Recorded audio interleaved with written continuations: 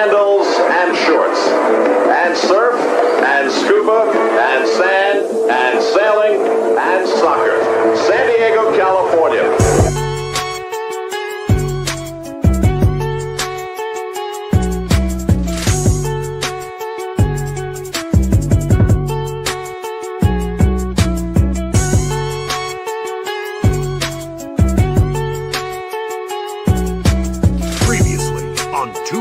And a mic.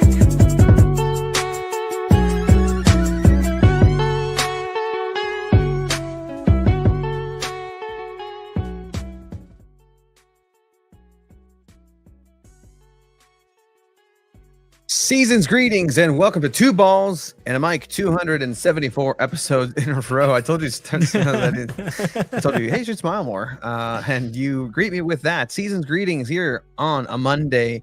We're going to go ahead and get down to business to defeat the Huns because San Diego FC and San Diego Wave had some games over the weekend. San Diego Wave being victorious 3-0 away against Chicago Red Stars. They are finding their groove. And as you saw from the title for SDFC, it's all ebb, but no more flow. Has San Diego FC been figured out? What's going on with Chucky Lozano? Dreyer, I mean, Chucky scored on a penalty. You want to give him that. But we're going to go ahead and do game analysis for both of these games. Goals, gaffes, and greats to start to the top. Thank you for joining us. Thank you everybody who was here helping us out in commentary for San Diego Internacional yet last night. Yeah. Hopped on for a little bit. We're going to get with Abe in a while as well to get his takes on what happened on the NWSL and MLS side of things for soccer in San Diego. Thank you for joining us. This is the People's Pod. This is the podcast that the insiders listen to. Literally have that on record. You know, he'll notice that, like, oh, because on Instagram will show who pops in. Like, oh, so and so popped in too. Like, oh yeah, I know. Like, we have our eyes. We have a couple of sets of eyes on us and ears, and thankful for all of those as well. This weekend, it was a matchup between San Diego and the world in a lot of different ways. Here locally, there was one game. We're getting to the point where there's a overlap happening between San Diego FC and San Diego Wave in literal game time. So things are becoming a little bit complicated. My apologies. No, Abe, it's okay. I'm going to bring life. you on. We all have life. I'm going to bring you on, Abe. This is just my apologies. I mean, I feel like people really do enjoy when we talk about stuff like this. Because I mean, look. Like, no, see, you and I have full-time jobs, and you know we're not always going to be available for everything. But I mean, life happens, and we have other things that we have to do on weekends as well. It can't just always be soccer. Literally, if I had dropped dead after WrestleMania, Abe, I would have been the happiest person ever, and I would have been fine. I asked Tony, like, what was more bucket list for you, WrestleMania or going to the World Cup? WrestleMania. Crazy. Honestly, I think that's gonna. Growing up as a kid, I probably dreamed more about WrestleMania than real soccer fans, at least. See, which is fine. But here's the difference. I dreamt more of playing in a World Cup than I did ever like imagining myself ever wrestling. Yeah, that's true. That's I feel the same way. So I think that's as a show, like, to just lose myself. Like, yeah, in a World Cup. Even a World Cup final, like, oh man, yeah, we're gonna watch France versus whatever South American team of choice. Like, okay, cool, like that's great. I'm here. Unless it's like Mexico and then it's Mexico versus somebody else and Mexico wins, then maybe to win a quinto partido. Like, I've really thought to myself, the only thing that could potentially surpass being at a WrestleMania is a Game 7 at Petco Park victory by the San Diego Padres to win the World Series. Okay, I can see that. Literally the only thing. I can see that. Literally the only thing for me that would come close to just the emotions that I felt. But no, actually, this last weekend, you were at SDFC providing questions for the San Diego Wave coverage, as well as you, Abe, getting it done. Okay. I'm trying to throw the mic. I was just saying, yeah. Oh, okay. I was like, oh, sorry. Like the George Bush shoe incident. I was like, oh, I had to dodge. No, I mean, yeah, I had tickets to watch Timberland and Bob at the Tequila and Taco Fest, which I completely forgot. That's why I said if I dropped it after WrestleMania, like I said yes to so many things. I told you he up forgot to then. Abe. He had plans. I was brought up by a Wow. calendar in chief and the boss. You gotta He's have like, the "Hey, calendar. remember yeah, I'm so bad with calendars. Hey, remember that we have the Taco and Tequila Fest? I have tickets this weekend. I'm like, oh, cool. And then like halfway while I'm like Beto, do better at knowing what events you halfway, have. I'm in Timberland. Just we got 4 minutes to save the world. Just great song. I get a text from Shiva. He's like, "Hey, remember we have Inter tomorrow, Sunday." And I had at already 8. told I'm you like, too. oh dang.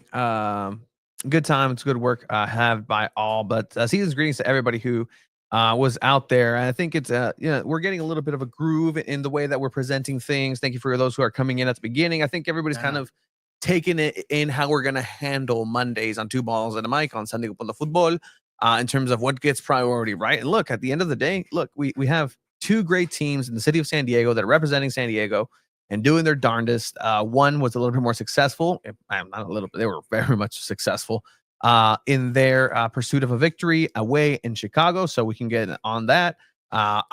Historically, from the trends, I see San Diego FC people coming in towards the middle / end of the show, along with a Sarape. I don't know if you've noticed, but the last 3 weeks, like less San Diego FC fans have joined the show. I think specifically because they haven't been winning, which is fair. I mean, if I was a fan of a team and then my team was on a 3-game losing streak, I'd be like, I don't want to really like hear about it right now, and I completely get that. But I kind of noticed that a little bit. I don't know if you guys have kind of picked up on that. Yeah, thank you, George. He's been here, win or lose, giving us the inside. Talk to Tyler Heaps. No Chicharito coming to SDFC. Thank you for being on the streets with that one. World Cup 100%, maybe for El Toro Fuerte. What's up, Brandon? Part of the troops last night for San Diego crew Internacional, as well as 609 Soccer. Season's greetings to everybody who's joining us. Jonathan, start all over. Hey, you really season's greetings. Welcome to Two Balls. Season's greetings. Welcome to Two Balls and a Mic. Only here for SDFC, win or lose, and this is where there's a lot of activity happening on those Facebook groups. I agree here. I agree here. Like what? Okay, you didn't say World Cup final. You said World Cup. World Cup group stage, because I mean Mexico's never even got to quinto partido. You can't just assume World Cup final. Okay. Like if it's a World Cup final, yes, you dream of World Cup final. You just assume the Padres World Series Game 7, like if that's ever gonna happen. So okay, I mean, there's a lot of ifs here, right? Like Mexico in a World Cup final. Like I'd sell a couple of organs for that. Just knowing that I'm probably not going to survive the drink of sorrow after, because let's be real. Hey, no, Mexico, sí se puede. But yeah, so I mean, do we want to start with goals, gaps, and greats, or wave? Let's go ahead and start with goals, gaps, and greats. Let's do it. Yeah, 100%. So let's go ahead and do that. The part of the show where we give highlights of what's happening in San Diego soccer and the universe around.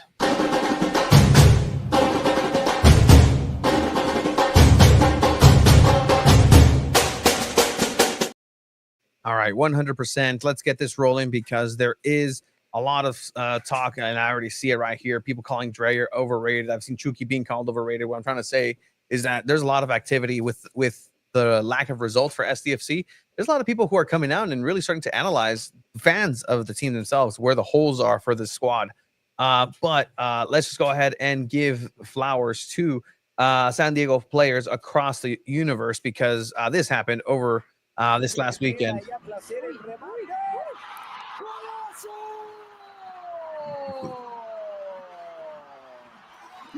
This was like such a great goal from Christina Birkenroad. If you're not aware who Christina Birkenroad is, she is a San Diego native player, previous guest of the podcast very early on when we started the podcast. Actually, it's been a couple years since she's been on, but this was her 100th goal with Monterrey Rayadas. 100 goals scored for this club, and a tying goal in a Clásico Regio. This is a derby in Monterrey. Like, that goal is so meaningful for her. 100 goals.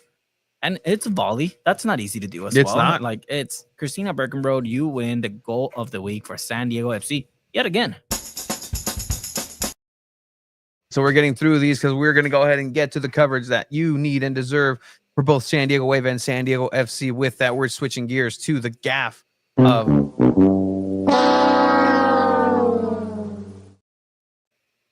And the gaff of the week goes to SD. Right? SDFC for a couple of other things, right? It's the third game in a row that they lose. And then, Tony, you sent us an advertising that you got scrolling through Facebook. Oh, yes. And yes. Thank you. Yeah, this advertisement was hilarious because, again, Tony was doing something else this weekend. He's like, wait, something doesn't seem right here. And it's an advertisement on Facebook from San Diego FC. And the timing of it was just hilarious. And it's come support San Diego FC, stay undefeated at home on May 17th against Kansas City. And it's like, oh, wait a second, you're not undefeated anymore. So the gap is just that timing of the ad. Yeah. Maybe San Diego FC has no control over that, and that was already sent out. But yeah, no, it's just not undefeated anymore. It's not even the most upcoming game. Hey, it happens. I get it. These are the automated promoted ads that you pay 4 weeks in advance. But it was still funny seeing it the day after, just knowing the reality of it. Hey, it's okay. It happened. San Diego FC was never going to stay undefeated in their entire history at Snapdragon Stadium. But, at the end of the day, that's kind of what that's going to makes it just this little simple. Hey, that made me giggle, made me laugh. Little gaff of the week. Yeah, that was definitely really funny. And now to move on with our great of the week. There were 2 greats of the week. 2 dois. What is the first one, 2 Chiva? greats. The first one, we're going to go with San Diego Wave winning another road match. This was the first time in an NWSL regular season game that 3 17-year-olds start for a team. You had Trinity Armstrong starting, you had Melanie Barcenas and Kimi Ascanio starting in a 3-0 win. Like, San Diego Wave just gets the grade of the week right there. And it could also be given to Jonas Heideval for putting 3 17-year-olds in the starting 11, putting that trust in the young players of the team, and still pulling off a very dominant win on the road. So that's one of the greats of the week. Shout out San Diego Wave, and we're going to be talking about them in a little bit after we are done with goals, gaffes, and grades. The second grade of the week, we just showed her goal. It's Christina Bergenbro. Come on. 100 goals for Monterrey Rayadas. Like, she's a San Diego person, San Diego native. Like, who else to win grade of the week here? I love that. Really, I was thinking for Chucky Lozano, was that penalty worth the goal of the week? No, absolutely not. Almost got saved. By the hair of a bald toad. Does that not get saved? That's actually what you're saying. I translated it from Spanish. You never heard that, Abe? Say it in Spanish. Por el pelo de una rana calva. Oh, okay, I've actually heard that. Yeah, I never heard that. Weird. By the hair of a bald toad. That's how close that margin was. That's how close that penalty kick was about to be saved. But we will get to Chucky Lozano, and I'm teeing everybody up. I see the comments. I see the vitriol building up. But let's talk about the highlights of something that did happen here for soccer in San Diego, because I welcome everybody to come and bring your comments for San Diego FC as well, for what you think should happen for the squad led by Mikey Vadas. But for right now, let's go ahead and kick it off.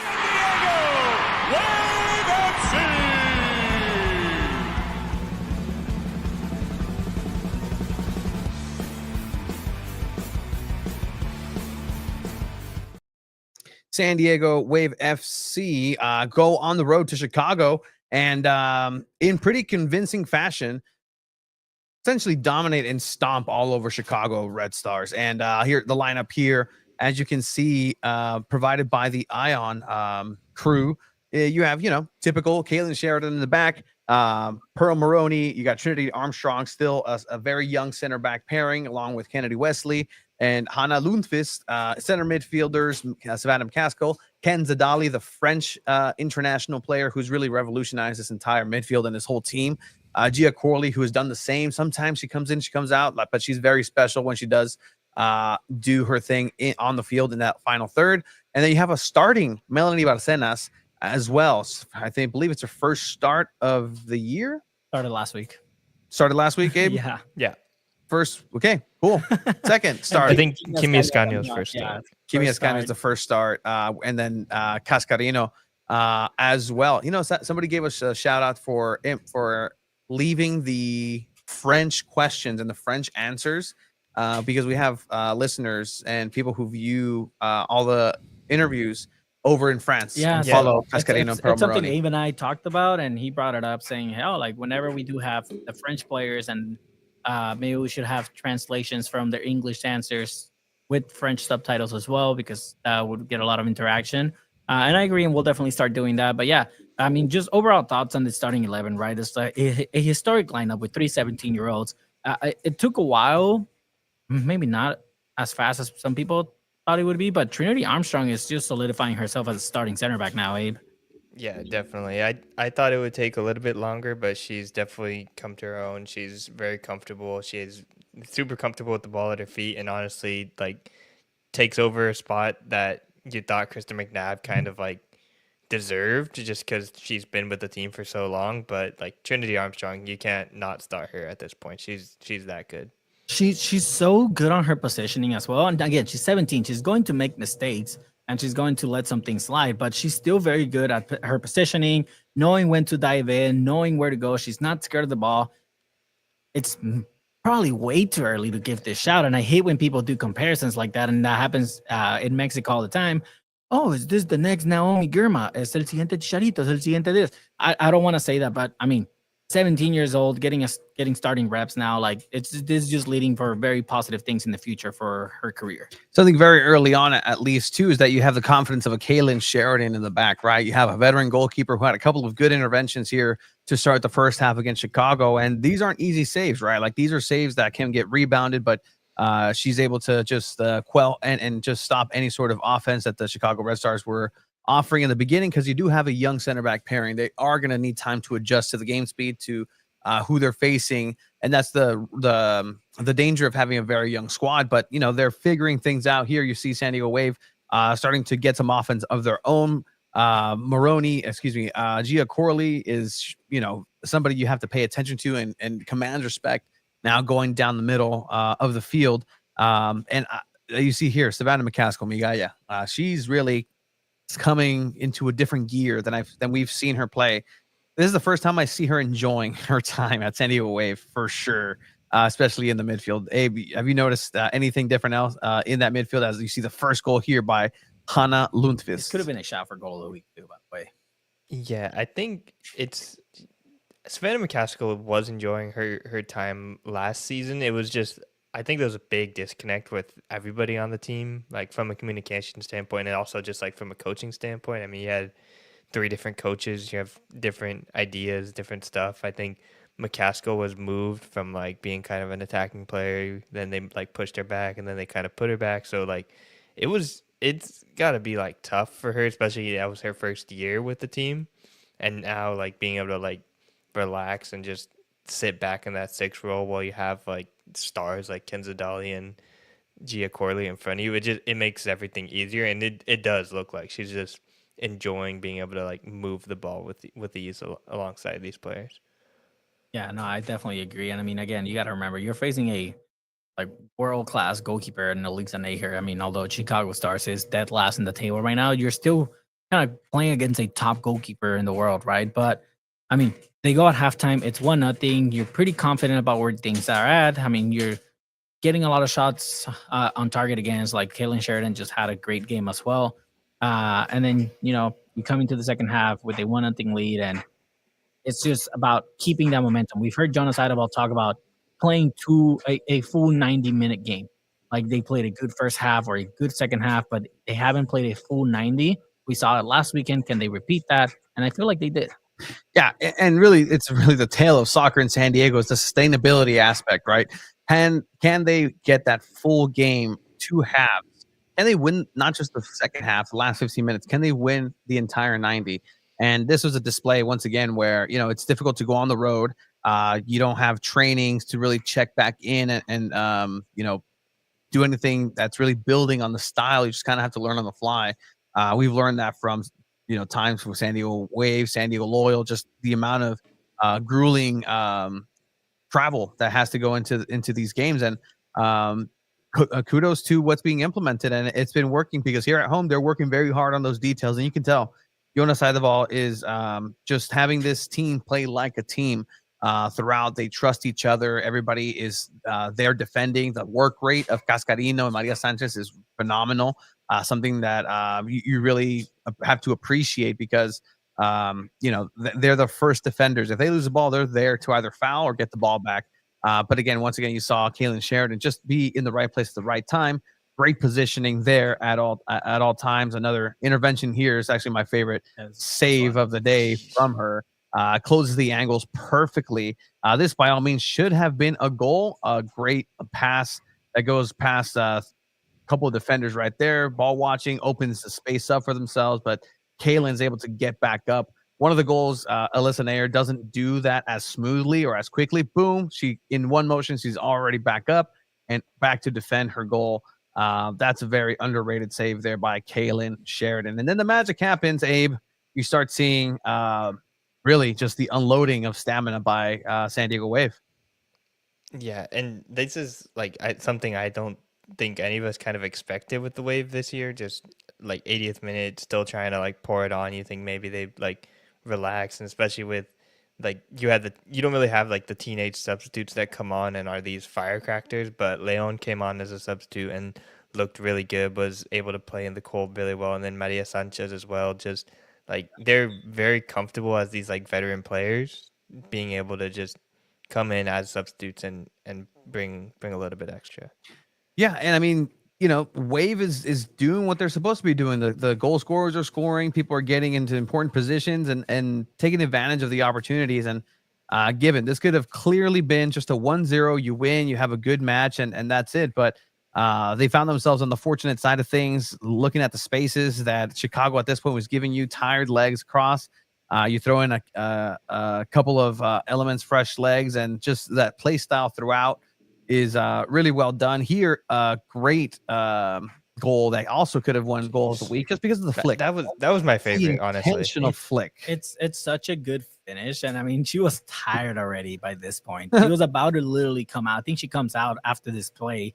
That was literally her last touch in this match. But yeah, no, I agree, Abe, with what you said earlier. Like, you're starting younger players now, and you have like Adriana Leon coming on. You have like players like Maria Sanchez, Mackenzie Robbie, like players that are normally starters in any other team.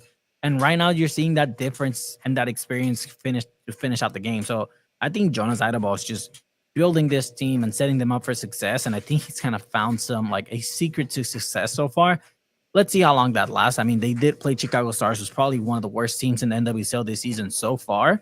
Let's see if this kind of like momentum lasts against, again, another match against Orlando, against Washington, a team like that. Yeah, and then I think comparing it to San Diego FC, like there's some lineup changes here that are kind of similar to what San Diego FC is doing, where you're bringing on younger players, you're trying to have rotation, so maybe you're protecting players for later on in the season. But this is like what depth looks like when they bring on their rotation players for the men's team. It does not look good. Like you can tell there's like a stark difference.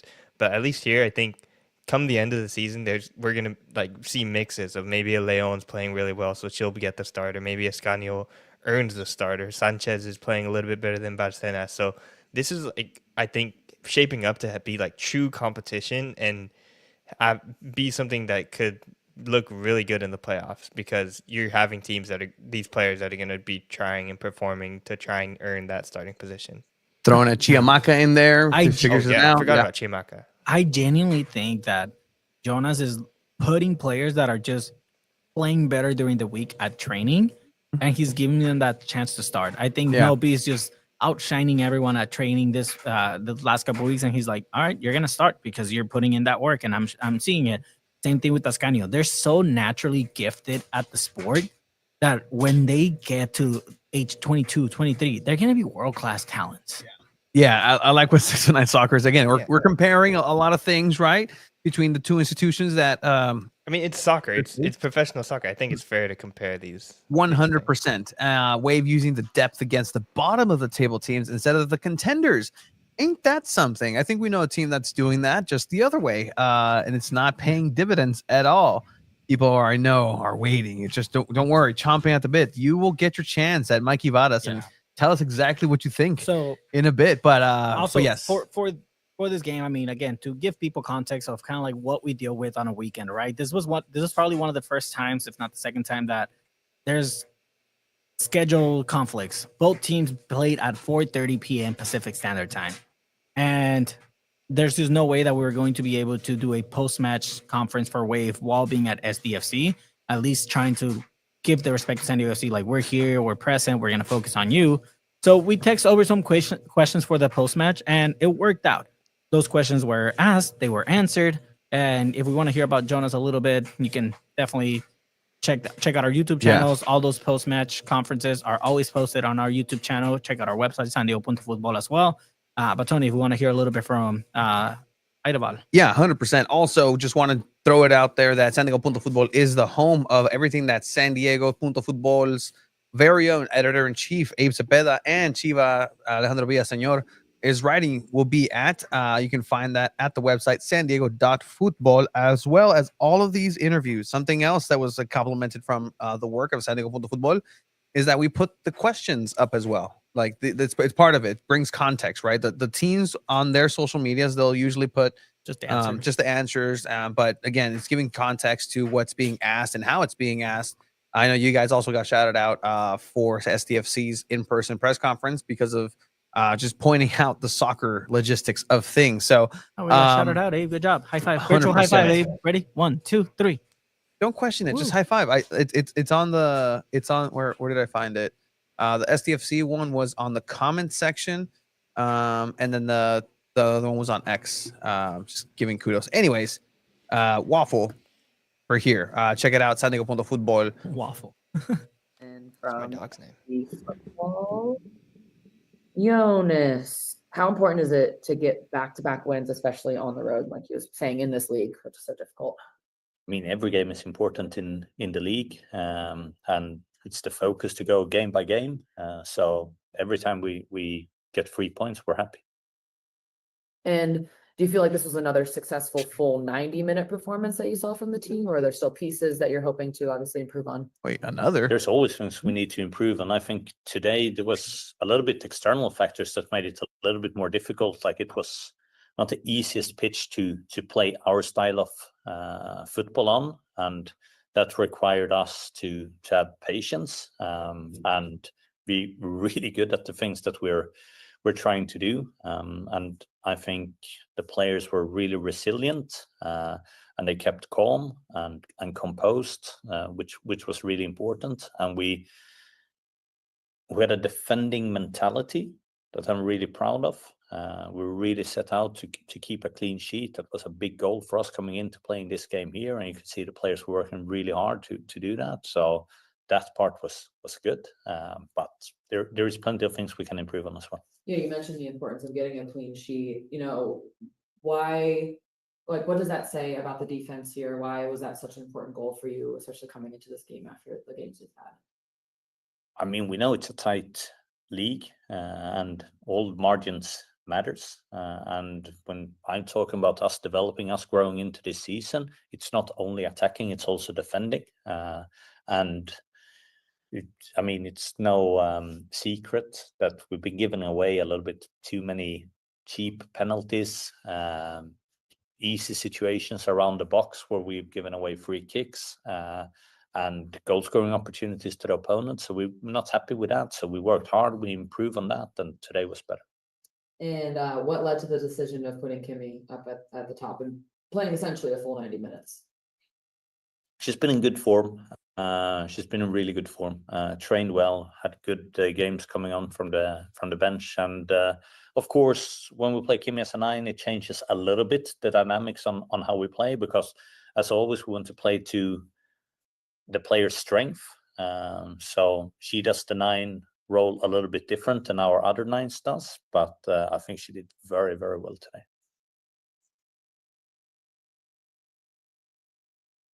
Oh no! Thank you, Jonas Aideval, for those words. You can check the entire. Post-match press conference on our website, sandiego.futbol, like we mentioned. But yeah, no, it makes sense what he's saying, right? Like Kimi Ascanio is in great form. And again, it's like what I said earlier. He's literally giving the opportunity to players that are putting in the work at training. And it's showing, like, you're giving the opportunity of a lifetime to 17-year-olds, and they're answering with goals. They're answering with full 90 minutes. I think, again, Jonas is just setting up this team for success. He doesn't sound happy. I get it. Like, a coach is never satisfied, even if you're winning 3-0. Like, it's still very early on in the season. A lot can change. This Wave team could easily get some injuries and go to the bottom of the table. Obviously, that's a possibility for any team in any league. But yeah, no, I mean, San Diego Wave are currently on a pretty hot streak. They are on a tear. Your thoughts, Abe, on what you heard from head coach Jonas Eidevall? Yeah, I think he kind of just confirmed a little bit of what we were just talking about as far as like letting Kimi Escanio play because she's playing at a really high level right now in training. And something I find interesting too is like playing her at the 9 because she is an attacking player. She has played in the midfield a little bit, like more essentially, not so much. Like sometimes as a 10, sometimes as a 9. Probably can play on the wings too. Do you guys think this is like a good thing for these young players to like be playing in like different positions like this, or is this something that's an issue that could hurt their development in one specific position? No, I don't think it hurts their development in a way. I think they're at an age where they're really trying to figure out what's their best position. You've seen, like, for example, Gareth Bale. He played in the Premier League with Tottenham as a left back, and then ended up being a world-class talent as a right winger. Yeah. Like it players develop and players adapt, and sometimes coaches see the qualities in a player that can set him up for success in a different position. Like Pep Guardiola is a genius at doing that. You saw with Bayern Munich, putting Philipp Lahm from a right back position to a center defensive mid. Same thing with Mascherano, from a defensive mid to a center back. Some coaches have that capability of seeing the talent of players and where to put him for success. And I think Jonas is just kind of trying those things out. Kimi Ascanio played a great match at the 9. I mean, you see Oni Valakari for SDFC playing at the 9, and that's probably one of his best positions. Hasn't been performing that well. I don't think it affects their development. Yeah, no, and it's a conversation because their development, like you said, their pathway isn't there. They're finding the pathway. You start to really think of what is going to complement a player in their development and what tool set they already have, right? Kimi Ascanio is a midfielder. That just means that you could potentially have somebody up front who can be an assisting asset to somebody who's coming in from the wing, a Cascarino, Maria Sanchez, a complement to that, and say, hey, I need to go ahead and have a chance because I need to have 2 goals scored in 15 minutes. Okay, throw Adriana Leon in there, another attacking player, but Ascanio can also feed her, but take the ball, because Adriana Leon is going to command some respect too. You can go ahead and have that option, almost like I want to say like a Frank Lampard too. Like, it's, he was a midfielder, but you always had to keep your eyes on that player because they can go ahead and do some damage. Yeah. And guess what? You have a Gia Corley behind too, who's just waiting to have her opportunity. Like, this San Diego Wave team is absolutely stacked. Tony, I asked Abe at the SDFC game, like, who's better right now, Gia Corley or Jaden Shaw? Like, right now. And yeah, right now it's Gia Corley without question. And it's crazy to think about. 100%. This is a player that Jaden Shaw was a player that we imagine like you have to build this team around her. Like she was super important to this team. She's a midfielder on the U.S. Women's National Team, but Gia Corley has just been that good. It's crazy. Yes, Chiva knows ball. Chiva was right. Chiva knows everything. I still don't think they're a top 3 team, but they're gonna be very good. Yet anyway. Gia Corley, Jaden punching in the air right now for leaving. Yeah, I mean, that's honestly, it wouldn't have been a lot of people's thought process, I think. It maybe that's the thing. San Diego Wave probably knew something. I mean, ever since that injury, she hasn't been the same, and we've seen it time after time where players get an injury and they get in their heads and then they just don't come back and are the players that they were before that injury. I'm hoping Jaden Shaw is able to kind of get that momentum back, and I mean, for the sake of the U.S. Women's National Team, but it happens. Well, let me tell you, I mean, a little bit of the insider juice info, right? You mentioned right there, right? Like, insider juice. Okay, the way you said it was weird. But Jaden Shaw, there was that, a little bit of like me, ego driven mentality in that locker room. And, maybe she just wasn't happy with her own performance and was just frustrated with all the different factors that somebody like, say, of Savannah McCaskill was able to weather a veteran who's been through the league, who knows the growth. And now you have a young player in Jaden Shaw who just rose to stardom immediately. Didn't really have to, I don't want to say work for it, but didn't have to grind as much and really have that appreciation for the road there. So now it's a little bit of setback coming back up, but that's NC's problem now. Gia Corley is a San Diego asset. I saw a comment on Instagram saying, "Don't forget about Trinity Trinity Brier, Byers when yeah. she comes back." I think she's still currently listed as a season-ending injury, Mhm. Yeah. so there's just a chance we don't see her at all this season. But when she does come back next season, she's also a very good weapon that they have. She was one of the most sought-out players, attacking players from college this offseason. So San Diego Wave definitely has the depth right now. Yeah, Trinity Byers she's always at training, off to the side watching, not necessarily running or anything. So it's still gonna be like a really long time before Byers comes back. But I would presume at some point before the end of the season she'll be there available, potentially even for a playoff push, which is just like that's another completely unknown element that if she's like playing at a high level and then the other teams haven't scouted or aren't ready for it, that's just the Wave are so good right now. And as long as their defense like holds and if Trinity Armstrong and Kennedy Wesley stay healthy, I think this team has a really good shot. It really does. So, I mean, good job, San Diego Wave, for, really having a lot of people put their money where their mouth is. Quincy Quincy McMahon, McMahon, just names. Another great fullback that the team has, but you have Hannah Lundvik playing great and Pearl Moroney also playing great. I don't think Jonas Idaball right now touches that back line unless he maybe feels like he needs to give some breaks or give some rotations. But I mean, Pearl Moroney's probably the best player on that back line right now. Yeah. So right now, I think I mentioned it last week. Like it's like that water and oil sort of experiment where everything's kind of separating right now, where San Diego Wave is separating from some of the bottom teams as they've already faced Chicago. They've gone and faced Louisville and really kind of, all right, there's a difference in levels right there at this point. So fifth place, it seems pretty fair. Yeah. Overall. You still have the top of the top, right? Casey Current is the team that is in most form this entire season. Orlando still holding up their own. They're having a little bit of a, it's not last year's Orlando where they were just winning left and right by just taking the league by storm. They're still the two best teams in the league by and far. Washington Spirit still up there, and then the champion before Orlando, Gotham, just making a comeback right here and early in the season.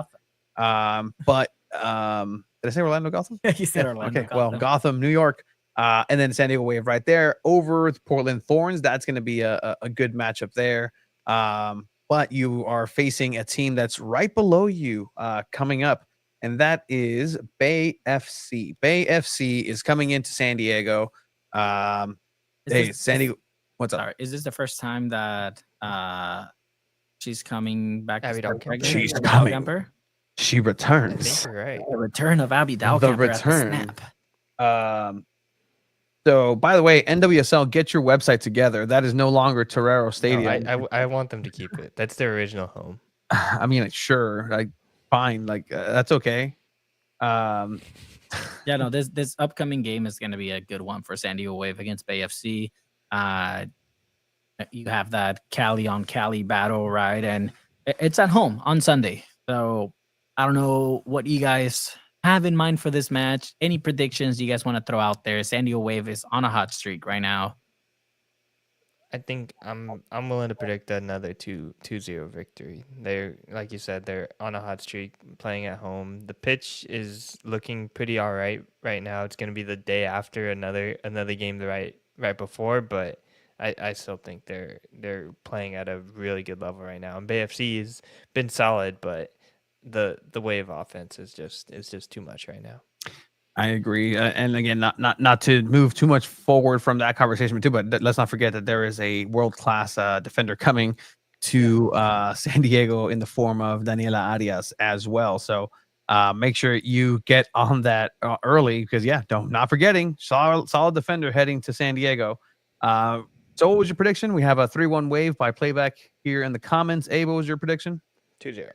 2-0 clean sheet. I'm gonna go with the 2-1 win for Wave. Actually, Jonas Eideval, something that he didn't mention was the pursuit of a clean sheet too for Kalen Sheridan. They get that against Chicago.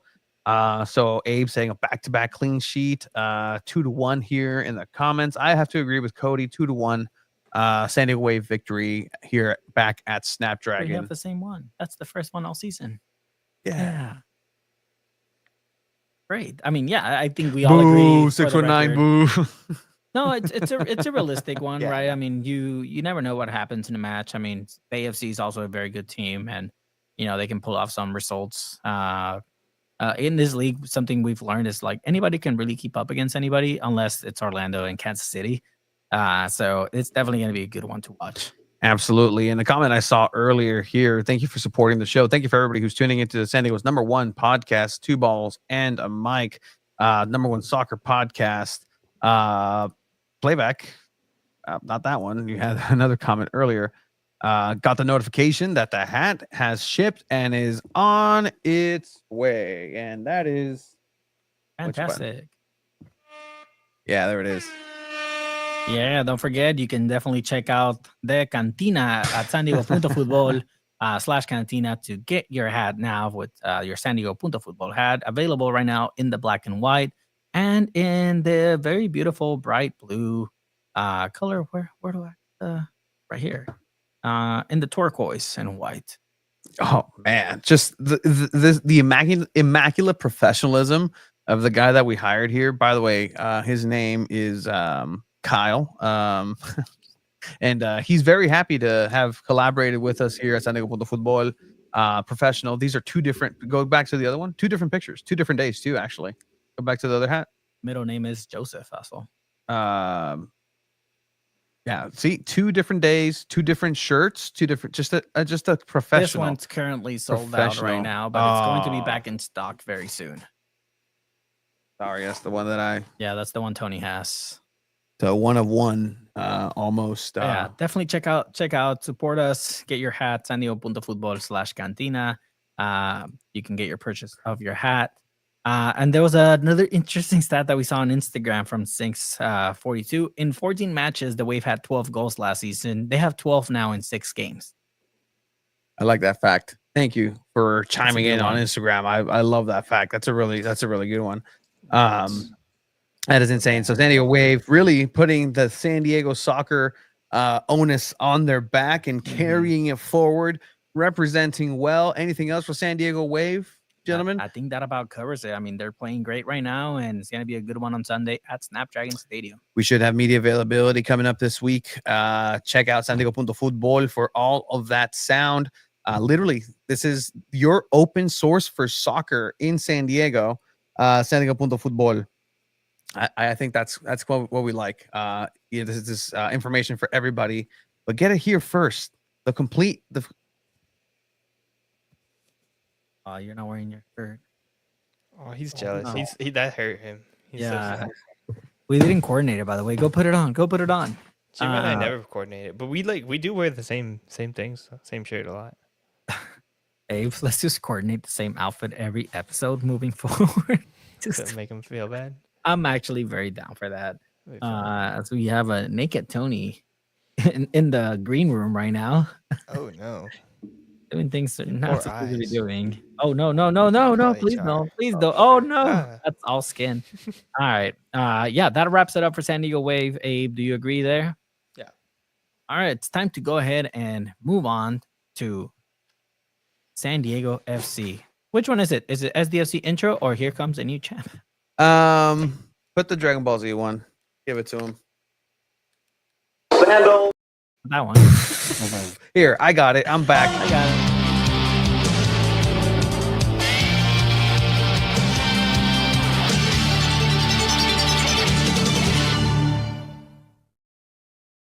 Yeah, I was gonna go ahead and bring it on. Caray. Es que el Tony es niño popular y le gusta estar con los trends populares. Sí, vato. Have you seen again, we'll get to San Diego We need a FC. Rosa de Guadalupe episode of San Diego Futbol. We already had it. There's one where you survived the car crash.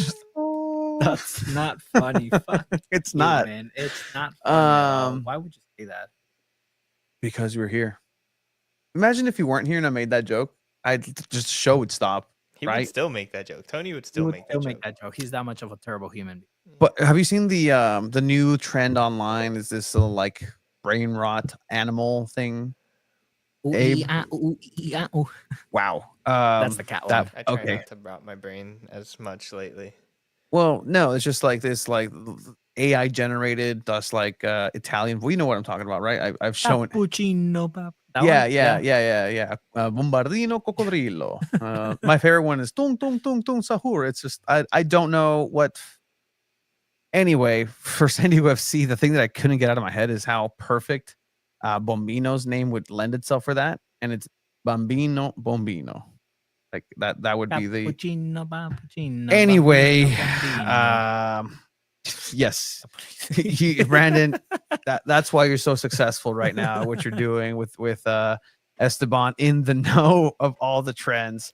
But actually, before you started rudely playing the wrong video intro, I was actually going to put the other one that's not even here. So I'll shut my mouth up. But it was the dark side of the Chrome, because I remember that one. some dark things are looming for San Diego FC in their future. And let me talk to you. It's not, can 100 men take out a gorilla? That's a popular one right now. Can one Tony take out a gorilla? No, Yeah, no. I can take out 2. That's so stupid. San Diego FC have lost their first home game against Real Salt Lake. And again, thank you, gentlemen, for being there live in living color. This was rough. It was. It's been rough. It's man. been- An unnamed member of the media in the press box came up to Chiva and I and asked, "Is this a club in crisis?" Yes. What do you think, Tony? Hold on, Abe. What's your favorite 3 ice creams and from where? Go. Vanilla, chocolate chip, cookie dough. Cool. and- We just had a discussion off air. Thank you for letting me know who the person was. No, Yeah, 100%. This is red What's alert time. Alerta roja. Pa-pa-pam. Yeah. I like so- Jockey Road too. Thrifties. Thanks, Abe. We're still on that topic. Thanks. Thank you, Abe. San You Diego asked me the question. I had to answer. we did 100%. I appreciate Let's go that over the from you. starting 11, right, for San Diego FC. All right. So here we go. Well, look at that. This looks like what should have been on paper against Charlotte FC last week. Yeah. So just looking at this, let me tell you something. This is the best that San Diego FC has to offer. If you think you were let Jasper down, Laffelson. if Yeah, you love think the send. you were let down by San Diego FC this weekend, I think, according to Mikey Varas, this is the A team as of right now, because you give the start to Willy Kumado, you give the start to Oni Valakari, who were the 2 players who came back, who brought you back in Utah to win that game 3-1. So you give them the nod. Okay, here you go. You get the start. That's the only reason why I can really figure to keep being stubborn with this lineup. And it cost Mikey Varas this time around. I will also say there's one important thing that's not being covered in this starting lineup, and it's not for San Diego FC. And it's what you, Chiva, try to get me to do, and Abraham in midweek, is to change our predictions. I do want to hear from just our listeners in general. So you guys know we do match predictions every episode for the following week. We gave our predictions under the impression that Diego Luna was going to be out on a suspension with his 100%. red card on this match. Mhm. That red card got rescinded on Thursday evening. So I text Mhm. these guys. I'm like, hey, Diego Luna's back. Yeah. Should we reconsider our predictions? Immediately. Tony says no. Immediately. Abe was like, don't care too much about it. I have a huge lead on you guys anyways. And honestly, I would have changed my prediction to a tie. So it wouldn't have done anything. Okay. So, Yeah. but I still feel like that was a one in an. It doesn't happen every week where red cards get rescinded and stuff like that happens. Yeah. Diego Luna is the difference maker for Real Salt Lake. And we 100%. saw it in this game.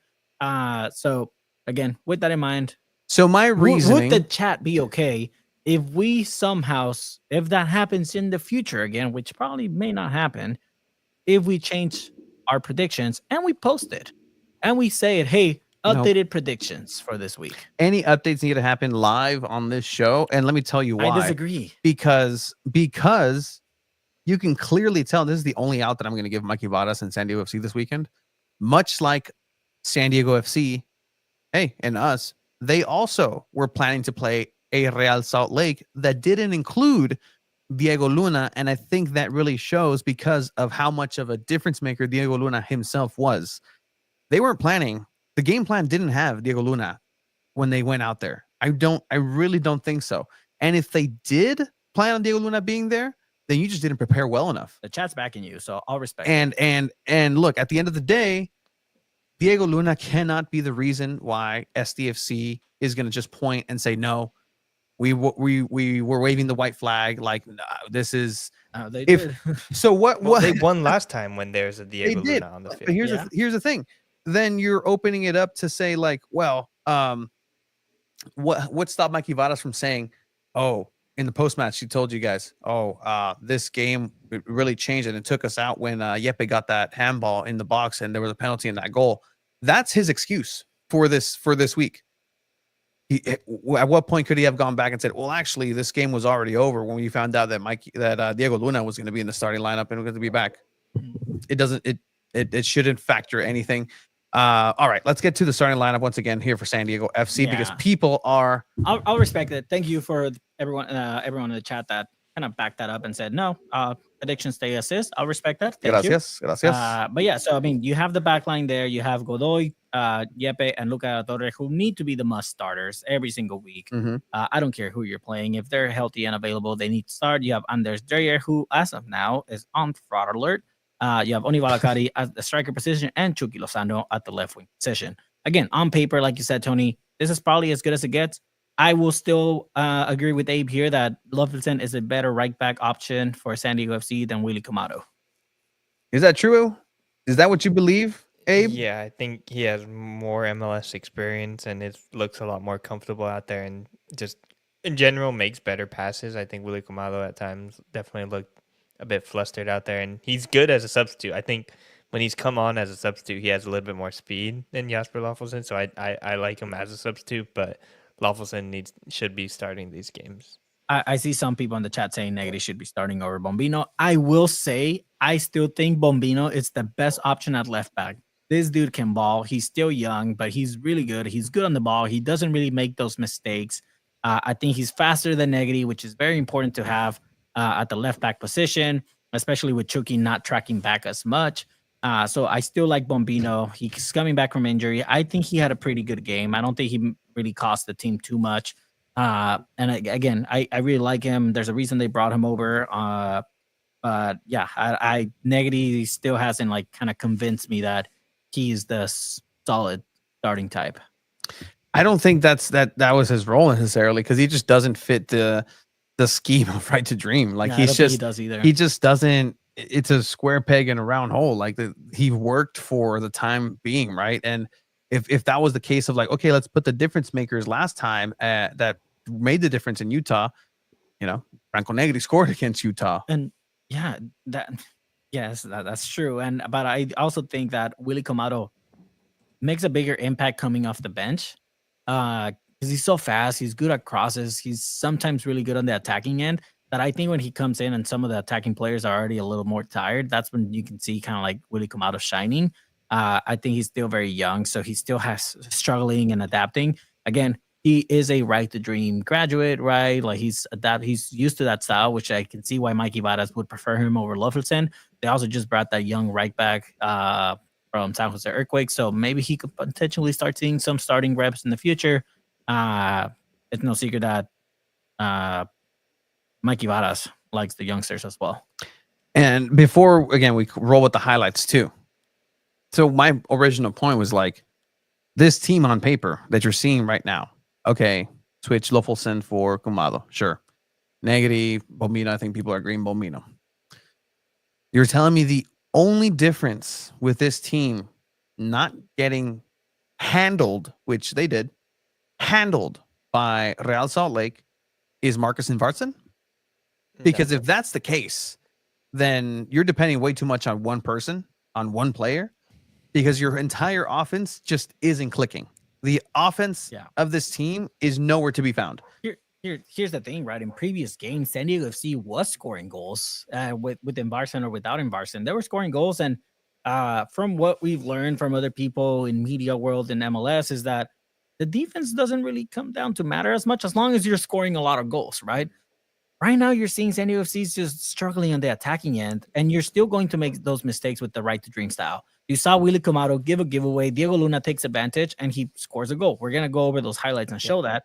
But then other than that, you give away a penalty through VAR, and then you give a last-minute goal, or not a last-minute goal, but another chugolazo que les metieron in the second half. But I agree. They're struggling on the attacking end, and, I mean, dude, 3 goals in the last 3 games and getting scored on 9, like, it's a rough patch for San Diego. Sure.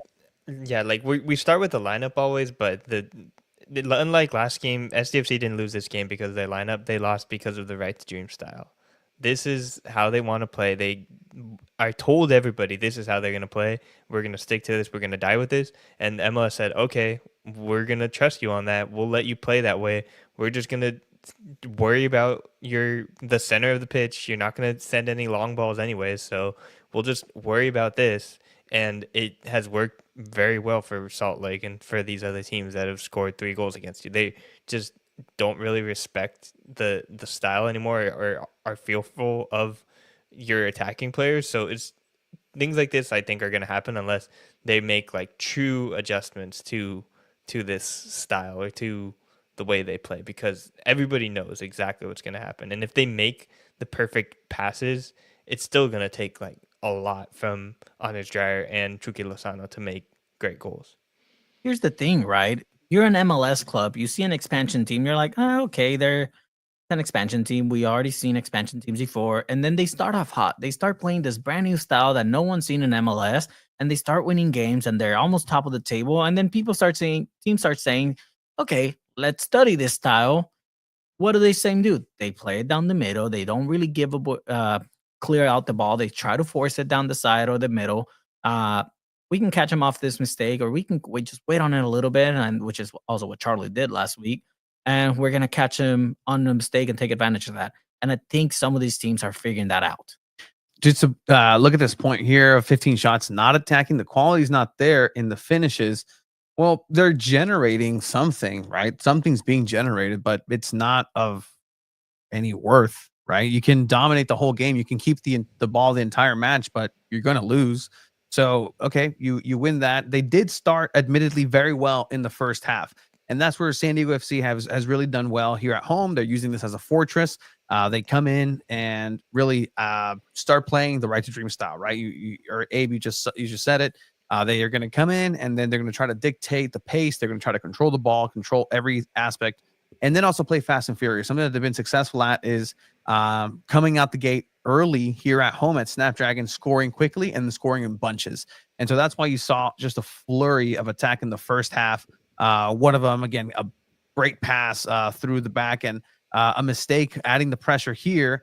And you have Dreyer, boom, a great save here. And then Oni Valakari not being able to control that ball. And this is point 1 for where, look, not making excuses, but Oni Valakari is not a striker in nature. Like in nature, you're not going to find the Oni Valakari that's a striker because of this movement right here. You see this great shot by Dreyer, great stop right there. That motion right there tells you that this is a midfield player because of the way that he receives the ball. A midfielder receives a ball in order to distribute it, right?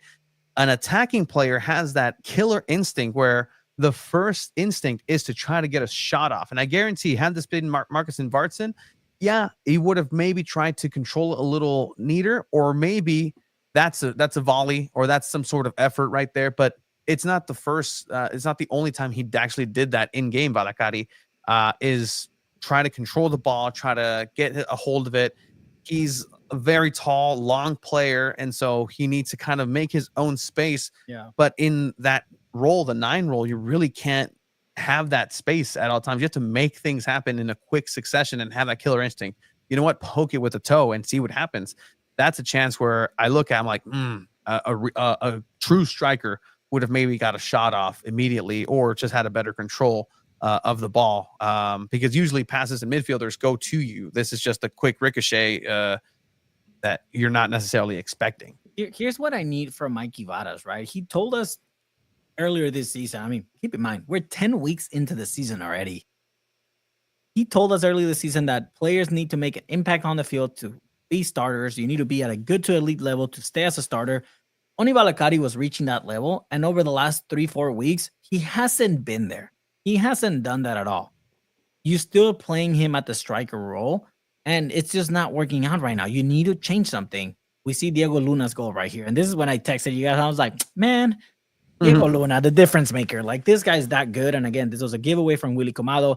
This is still a golazo. Like, I don't care what you say. Like, this is the level of talent this player can bring to your team.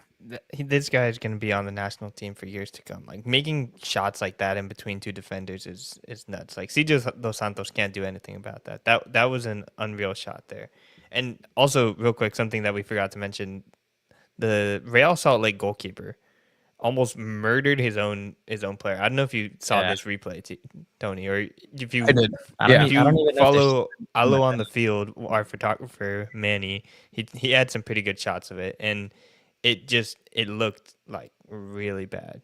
Yeah, no, the player ended up being subbed off for sure with a concussion because his head just hit the grass pretty hard, and at one point I'm pretty sure he was unconscious. The moment of impact. That might be like one of the worst injuries I think we've seen at Snapdragon. Probably the Paul Mullen one for that Manchester game. I think that was probably the worst. But this I think is second place. What do you guys think? Yeah, I mean, career ending one. Megan Rapinoe in the championship comes to mind, and Achilles, just a career ender too. But I mean, just having been in collisions myself, it's just like, man, as long as they get up, we're fine. That's such a goalkeeper thing for you to say. Like, I don't care. 100%. This poor freaking center back just trying to keep Anders Dreyer away. Thank you for your service, son. Thank you for your service, son. That's you got in the way of. Should have gotten a red card, honestly, on his own player. Yeah, that'd be funny, actually. That's some workers' comp right there, man. Yeah, and actually, thank you for mentioning that because there was a big pause in game. I know there was some criticism of some learning aspects of Frontera SD and hey guys, maybe when it's a really serious injury, we take a pause. Yeah, that's what Ace pointed that out in the press box. It was bad. Like they were like, it was loud. It was fun. Like they were having fun still, and it's just like, dude, this guy was just completely laid out, hands out, like hands spread out. It looked bad. Like I'm sure Frontera SD learning moment, they'll maybe like quiet it down or switch up the chant, but that was tough. Yeah, 100%. And that's where my reasoning kind of comes back into this, where that was a lull in play where San Diego FC needs to come back and take advantage of Real Salt Lake's unpreparedness, right? They weren't planning to add a defender, switch a defender on so early. The list of injuries for Real Salt Lake is incredible compared to the one Marcus Invarson on San Diego FC side. So they're already dealing with a lot of fitness issues, and add this one to the list mid-game. It's a lot of adjustments that they're going to have to do, but they did what they did, and they adjusted much better. And so I would have wanted to see San Diego FC come out after that injury. You know what? Everything's fine. Everything's good. It's got medically attended, but then keep that pressure on. But instead, it's the other way. Real Salt Lake adding pressure of their own. And as you mentioned, the mistake here by Willy Comado, where he's trying to come through the middle, gives up the ball. Diego Luna, a fantastic one touch right there, and just incredible. There's an incredible goal that Luna does in there just to get the shot off in that small space. Fantastic. And so, all right, San Diego FC find themselves down a goal. Very familiar for them, actually. Again, yep. And I mean, they go down not even like minutes after you get this foul on Godoy, which again, light foul. He sold it. Yeah, it's fine. It's part of it. It's one of those where even if they check VAR, there's enough contact to call the foul. And it was very interesting because Dreyer was the one standing over the ball in the box at first. Luca La Torre was also kind of there, and then Chucky is the one that ends up taking it. I don't know if that was on tactics to not get on people's heads, but Chucky steps up. He's the one player that I would say needs to step up in this moment. And I mean, he delivered. He almost missed it. Chucky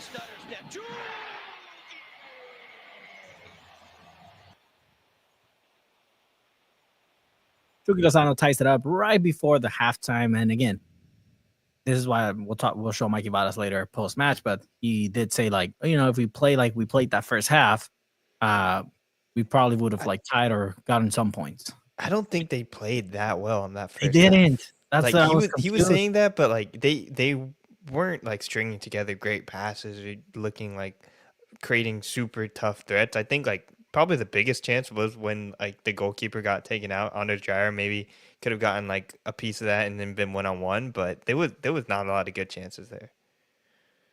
Yeah, no, and then you come out in the second half and there's a shot and there's a deflection from Yepe and play goes on. There's a corner kick, I think, and then VAR gets called in and for a potential penalty. And I will say this, I still don't think this was enough for a penalty.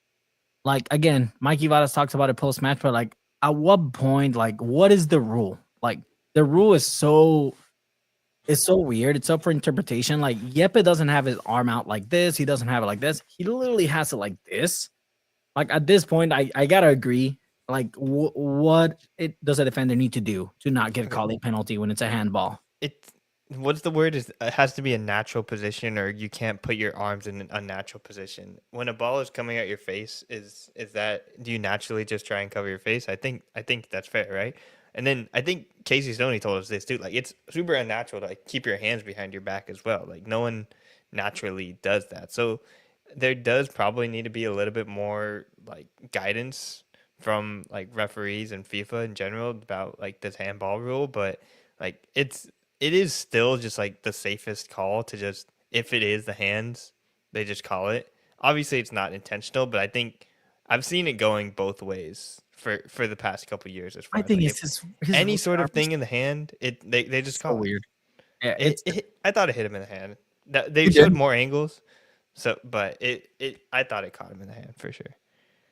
Come on, he was laughing about it too. It's like, yeah, it's penal. Yeah, now everybody's like, yeah, what do you want me to do? Chicky Dracula. And the announcement happens. Not as intense as last week's announcement after a VAR. Second VAR penalty against San Diego FC in 2 weeks. Yeah. For San Diego commits a handing offense. Final decision is penalty kick. We didn't hear that in the stadium either. You couldn't hear it at all in the stadium. Yeah. Well, I don't like the way that he said handing offense. It sounds some particular type of way. He handed it. He handled the balls wrong. Yeah, so Diego Luna steps up on this, drills it in, and now Real Salt Lake start off the second half 2-1. And yeah, go ahead, Abe. Yeah, I think to Mikey Vadas' point where it's like, oh, if we're playing the first half, like you play the second half. If you're really playing a good first half, I don't think you let a penalty like this mess with your head. Like, we saw this with like the Wave last week when they were playing Louisville. There was a ticky-tacky penalty, I guess, and right before the end of the first half, they were like, oh, whatever. And then like second half comes around, they play it really well. Their mindset's like still focused on winning because they were playing good soccer before that. I don't think they were playing good soccer in the first half.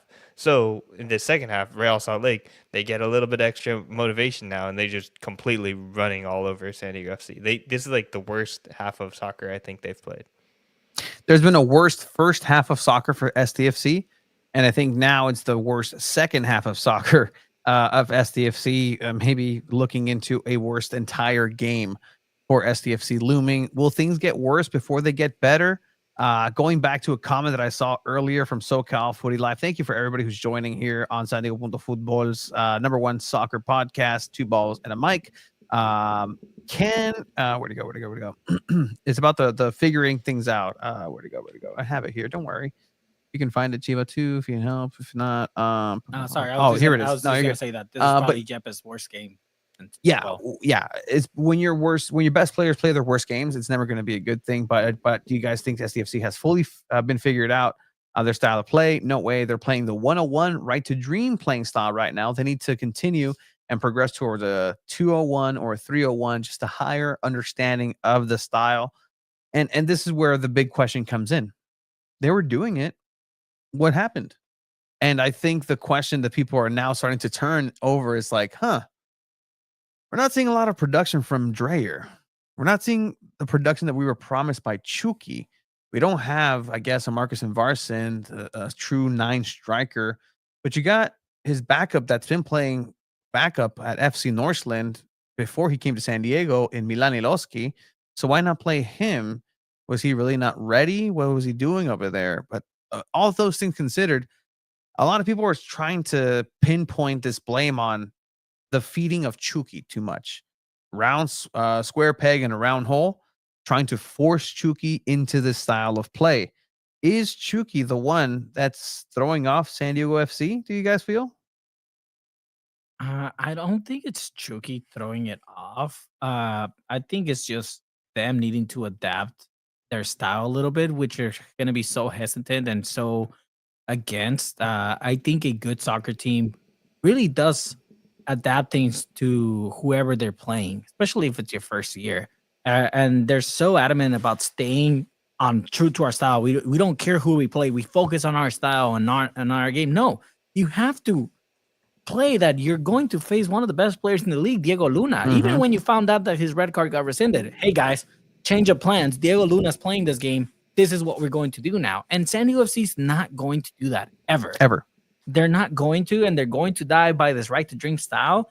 And again, I kept saying before the season's out, this is either going to be really good or really bad. Right now, it's turning out to be heading to the really bad part now. And again, like I will say, you have to adapt to whoever you're playing. If you're gonna play Inter Miami and you're telling me, oh, we don't care we're playing Messi, we're gonna stick to our style. Fucking Messi's gonna run laps around you, my friend. Like that's just what it is. Hey, that's the first one I say. But yeah, no. So I don't think they're going to change their style at all. I don't think they're going to or I don't think it's gonna get better. At least in the next couple of weeks. Hopefully it does. This is the first time San Diego FC faces a team for the second time as well. This is the first time that there's more film out there than there's ever been, more experience out there than anybody has had against San Diego FC, and seeing this play style as well. You present to them what they last saw in the second half of the match that they came back. So of course they're going to be prepared for that sort of style. In the beginning, things just weren't clicking. Passes were not smooth. The chemistry just seems to be off. And I really think that there's just a lack of just direction for San Diego FC right now. And yeah, you can definitely shield yourself in, hey, we're playing the style that we told you guys we were going to be doing. But and that's going to be my question for Mikey Vadas. I told you this, Chiba, if I can get out there to media availability this weekend. Okay, Mikey. Head coach Mikey Vadas, you're talking about this right to dream style, this style and identity that you're sticking to, and you're gonna go ahead and worry about yourself every time we ask. He's like, yeah, we're gonna get bored of me saying this, but we're gonna stick to our style and our identity. Within that style and identity, where can you be dynamic and change within the style in order to not just be a deer in the headlights and just say, oh, we're gonna be overwhelmed, we're gonna lose this game, and bye-bye. Because 3-1, let me tell you, 3-1 is almost the light side of things. There's going to be games where it's going to run away from you much earlier, and you're going to face much better teams. Because coming into it, Real Salt Lake were on a 2-game losing streak, same as San Diego FC. Something was going to give. Either SDFC was going to break their streak, or Real Salt Lake was going to break their streak. One of the two. So Real Salt Lake found a perfect storm of, hey, they were the reason why potentially Real Salt Lake could have their season turn around. That's something I mentioned earlier too in the season for San Diego FC. Don't be the reason for anybody to come in and say, oh, we fixed ourselves after we faced San Diego FC. We found the fountain of youth. Watch Real Salt Lake go on a run now. They'll have a good solid run. It's a long season, understandably, 100%. Esteban saying, I think that these past games, we haven't been playing our style. We have been panicking from the back, forcing through balls and having teams shut down our midfield. Yeah. And what have they done differently to attack that? Like, you can have your style, but within the style, you have to be layered and you have to be dynamic and learn from the mistakes. And I'm just not seeing that. They couldn't find the passing lanes. High press wasn't really there. All this affected the game. The style doesn't allow you to play quicker to get more scouting chances than they saw. George, who was apparently sitting next to Tyler Heaps the entire match, just asking him all sorts of questions, agreeing with Esteban there. But yeah. No, I mean, you get scored on this third goal, and it's a banger of a goal. And I mean, it's just, it is what it is for San Diego FC at this point. I think if they don't adapt anything, they're not going to get any results. Abe.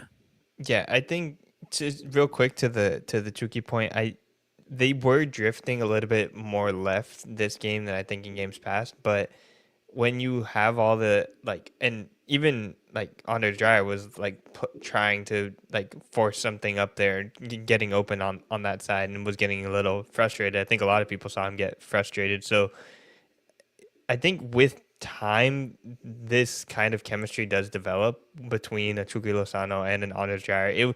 They looked really good when you started, because I think SoCal Footy Life said at the beginning, it's okay, this is 101 soccer. Everyone understands, okay, we're going to play up. It's just simple. It's simple. But with time, I do think that these forwards are going to play well together. They're not going to rely too much on one side over the other, because if they do, I think even San Diego FC, Mikey Varas, they will understand. They'll realize if we rely completely on Chucky Lozano to score all these goals, they're not gonna win. And it's just that simple. So Andre Dreyer will eventually be involved, and it's something to keep an eye on, because he was getting his assists earlier, but at this point he's kind of just been out there when that's what to do. Cody's saying they rely too much on Chucky and play mostly on the left side. There was definitely an emphasis on the left side of things in this game that you can tell. There was a stat that's shown at halftime that 47% of the attack was on the left side and 17 was on the right. Dreyer also was floating over to the left and into the middle, so it's not like it was all just Chucky, but definitely they were forcing that side of play, trying to make something happen. Next to the locker room. Hey, there you go. Get your awesome seats. At what point do we realize that? I mean, we already know this about Chucky Lozano. He's not a clinical finisher. He's not the goal scoring type. He's not. He's just not. He's going to miss. You give him 10 chances in front of goal, he's going to miss at least 6, 7 maybe. He's just not the goal scoring type of player. There's a reason he's leading in assists right now. He has 4 assists. It's looking like Anders Dreyer is also not that goal scoring player. Mm-hmm. He has 3 goals, and that was in the first 3 games in the season. He hasn't scored since. It's been 7 weeks since he's scored. So at one point, are we going to say, wow, our 2 DP players, DP signings, are not goal scoring type of players? We don't have a solid striker to score goals. Well, no doubt you're not scoring goals then. Our 2 DP wingers are more of assist type players and taking shots and maybe getting on the score sheets from time to time. You're not starting a solid 9. You're starting a midfielder at the 9. You have Iloski, you have Tomas Angel. And I mean, apparently that's not enough to put the trust in them yet. No. So, I mean, it makes sense why San Diego FC is struggling to score goals. You don't have players that can score. We'll share some of the comments here, because again, the online community for San Diego FC is hot. Whether it's through the Reddit that it gets shared. Thank you for those who are sharing our links through those different avenues. I go on Instagram, on Facebook. Yes, go by for the way, it. I heard something with Landon Donovan saying on Instagram. I couldn't find it, but saying that, oh yeah, San Diego FC is getting figured out already. Yeah, no, 100%. So Landon Donovan, through the Unfiltered Soccer podcast, is also saying those things. In order to have a good understanding and a good, they had to start right at some point. Time ran out. You have to field the game for the first, field the team for the first game, and then go forward with your first season. Right? They came out, nobody had any film, and they were lighting it up because of the quality of these players. Obviously, the quality of these players, but there is also quality in coaching, and this is where maybe coaches and coaching is going to be the difference maker. San Diego FC they were just owned in every single way, and did Coach Mikey Vadas get out-coached in this one? You can maybe point to that in different instances. Here, Joel Sevilla says, the coach needs to make some big adjustments in offense and defense and stop experimenting with players who just don't cut it. Brian Lewis says, settling for all these right-to-dream players just doesn't seem necessary to make a good team. We need a 9 and a wingback rotation of Lawfulson and Negri, Willie, and Luca Bombino. Just ain't working. Mark says that Willie hurt us yesterday with a horrible giveaway in our zone that led to our first goal and doesn't play with confidence. It shows when he really passes us into the box, going into 20 yards over everybody. Needs more speed out of to press the defenders into chasing the wing to allow to the middle to be open. So a lot more work rate needed by Willie Kumado on that sense. But then you also have, hey, look, if they lose, they lose. There's still many games to come. I hope they play well in every game, says Na Christie. And yeah, final third is a big, big problem, says Carlos Martinez. I'll also point this out, right? This is a young team that has a young coach that doesn't have coaching experience. Mikey Varas was not a head coach anywhere. He was the interim head coach for the national team for 2 games. 2 games. San Diego FC couldn't, even if they tried, they couldn't get an experienced coach to be on board with this project because you had to buy into this right to dream play style. Yeah. Mikey Varas came in on the interview process saying, I can adapt to this. I'm down with this. I'm all about it. Cool. Let's do it. You bring in I don't know, like some experienced coach, like say Piojo Herrera into this mix. He's going to play the style that he prefers. He's going to see this right to dreams and say, okay, that's cool for the academy, but I'm playing my style. I'm going to play my formation. I'm going to play how I like to play. And that's what most head coaches do. You go to a team and they play their style. That's the reality of it. Let me give you a little tidbit, actually. I don't know if you talked with one of the players at SD Internacional yesterday, but I was there chatting it up and they were telling me like they actually were not going to be with the UPSL side, SD Internacional, because they were going to go over and play for San Jose Earthquakes. This player actually got a couple of training sessions. They were going to be part of the but part of the B squad, rotation squad. Frenchman, Sandro. So he was going to start being part of the implementation, was already there the week of, and was going to go to that team until Bruce Arena came in and said, no, nobody is signing any player on my squad that I don't approve. Oof. And he was told no. So again, just like the level of micromanaging that goes into this, right? Like Bruce Arena came in and is like, nope, no more signings, no more academy. From top to bottom, I decide who comes in and out. And so I think that's what you can tell from Right to Dream is, hey, they decide, they say they're the owners. That's the ownership group of San Diego FC. So can you really put the blame on Mikey Varas? Does the blame go on like the Right to Dream academies? Does it go on Tyler Heaps? Like who do you think?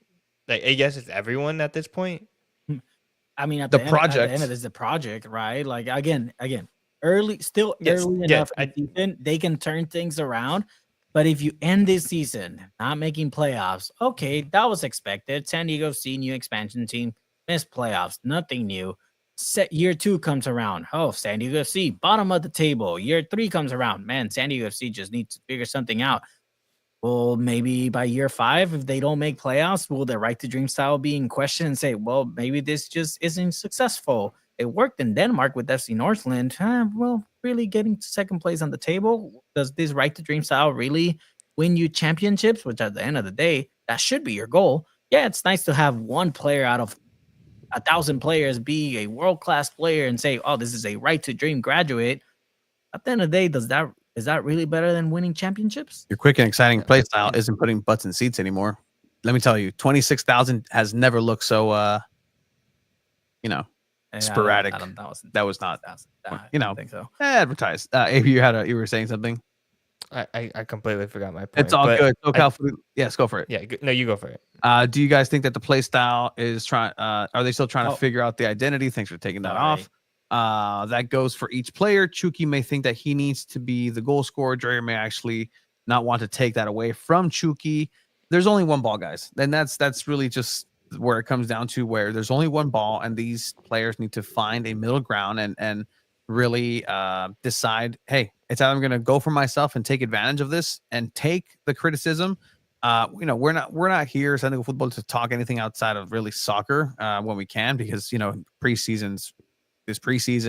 But Chucky Lozano has been making headlines for various reasons. Will he go to Pachuca?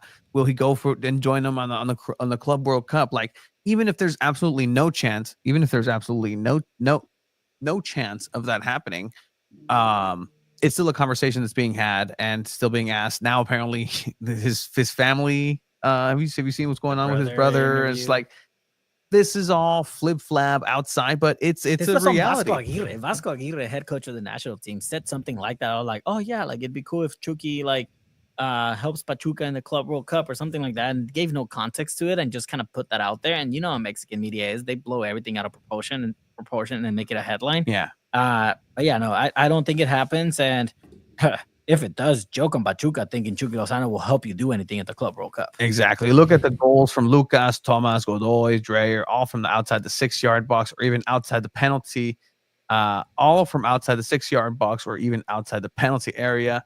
And the right to dream style is actually designed almost to walk the ball into the box. And that's the patience aspect. And there is definitely a learning curve. And in that learning, guess who else is learning? Your opponents. Your opponents are learning how to counter this style.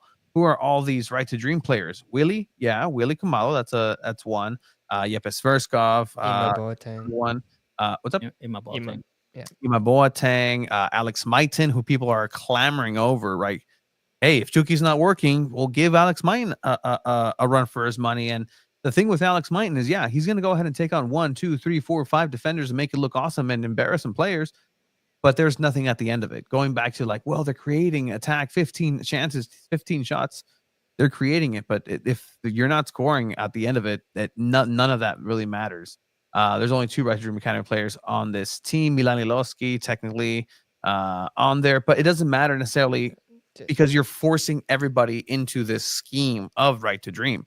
So I don't care if they're not necessarily bred from the DNA of that play style. You're forcing players to come into this play style.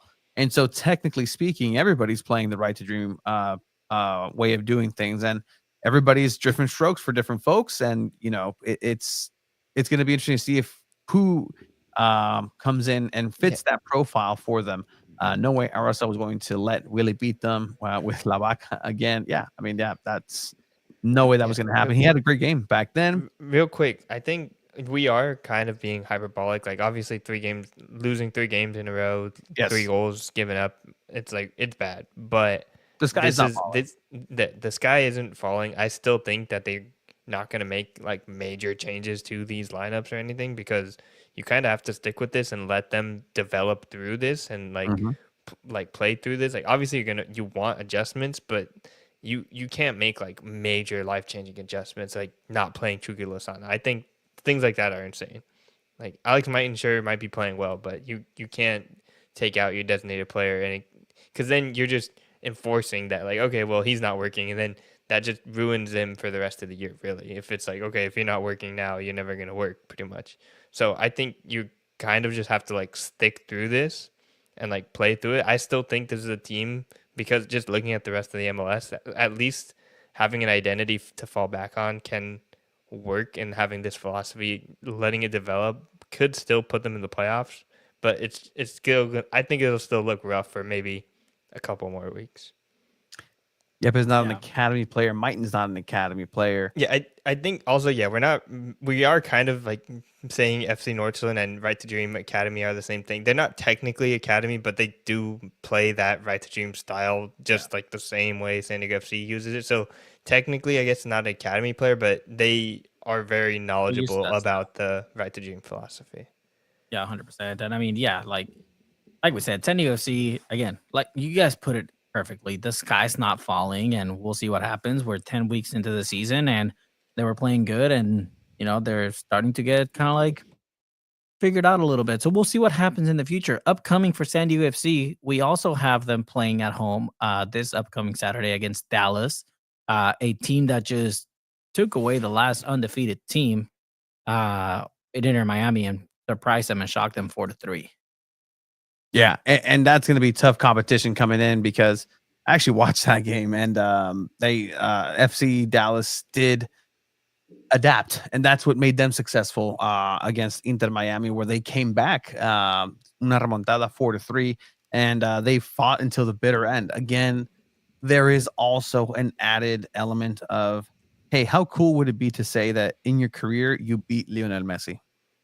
I mean, he didn't play. It's still He it's didn't still it's still play. something that players They will play benched harder. Suarez and Messi and Jordi Alba because they It's played still a against Vancouver factor. on Thursday. People, you saw it when people played San Diego Loyal. They played harder because it was Landon Donovan. Landon Donovan wasn't playing. They just wanted to beat and say, "I beat Landon Donovan." It's like, okay, well, he was a coach, but you still get that kind of a feeling whenever Inter goes to another city, especially away, where it's red carpet time for him anywhere he goes. But that's going to be the competition coming into Snapdragon Stadium. We will go ahead and have some predictions here, as we will have a Sarapa segment coming up, a community segment here in a couple of minutes with some pals from ESCO Club de Fútbol who are going to talk to us about some great stuff happening in northern San Diego. We talk about everything soccer in San Diego, clearly from top to bottom. But match predictions for Dallas. Match predictions for Dallas. I think 1-1 draw. 1-1 draw. Yeah. Tony. I'm gonna just, until proven otherwise. Like I don't see San Diego FC necessarily bouncing back with an offensive, just juggernaut performance. So, oof. Man, it's tough to give them a win. It's tough to give them a win, especially against what FC Dallas did. Did FC Dallas expend all of their mojo this last week? Are they going to be tired after traveling? San Diego FC gets to regroup here at home.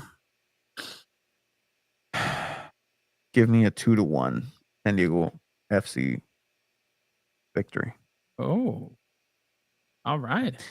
They have time.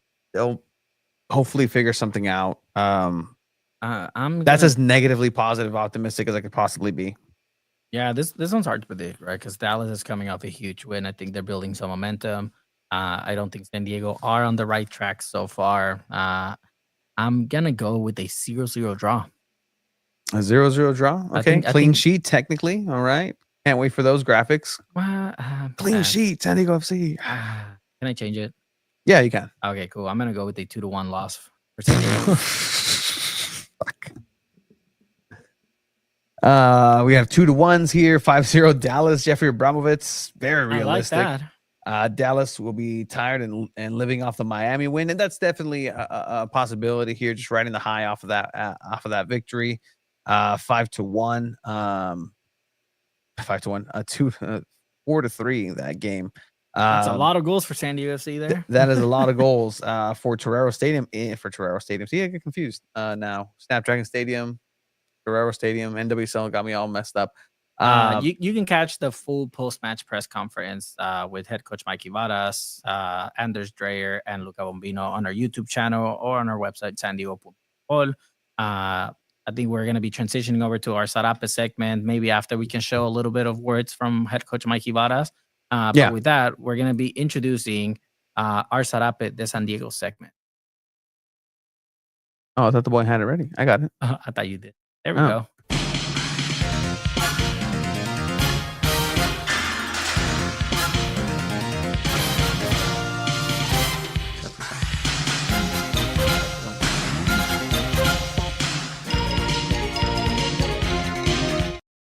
All right. With that, we're going to go ahead and welcome the community segment where we talk everything soccer in San Diego. And let me tell you, a community that I will give credit to San Diego FC's Chrome Ball Tour for showing me is Escondido. And let me tell you, the San Diego soccer community in North County, Escondido, is thriving. They are doing well. And with that, I'd like to go ahead and welcome our pals over from ESCO Club de Fútbol, ESCO Street Football League. Please go ahead and introduce yourselves, gentlemen, and welcome to 2 Balls and a Mic. You go first since you. Okay. What's up, guys? Pleasure being here. Thank you guys for giving us your space. My name is Milton Gonzalez, here in Escondido, founder of ESCO Club de Fútbol and now ESCO Street Football League. I love that. I'm his brother. Edwin. And yeah, we're part of ESCO Club de Fútbol and a new project we're trying to start, ESCO Street Football League, which was inspired by ESCO Club de Fútbol and some of the projects we've done there. But yeah, thank you guys for having us. I'm always the one trolling in the comments, watching your show, Arriba la América. So Can, yeah, All right, sounds good, guys. Can we crop out Edwin and just have Milton on? Yeah, ¿qué onda, Milton? ¿Qué le vas tú, Milton? A mí no la América, güey. ¿Para qué preguntas?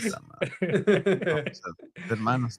Anyway, we'll put that aside for today. People were saying hi, what's up here in the comments. Esteban, Paul, Naku, ¿qué onda, qué onda? But all right, so talk to me about this project, right? Because you guys came out with the mission to unlock the full potential of individuals and communities via football and education. Here you can follow Esco Street League. Tell us about, obviously there's always these ideas of things happening, but taking that first step and saying, okay, we're going to make it happen. Here it is. Here's the vision. Here's what we're going to do. How did this come about? So the league, right? The league was inspired by Esco Club de Fútbol, right?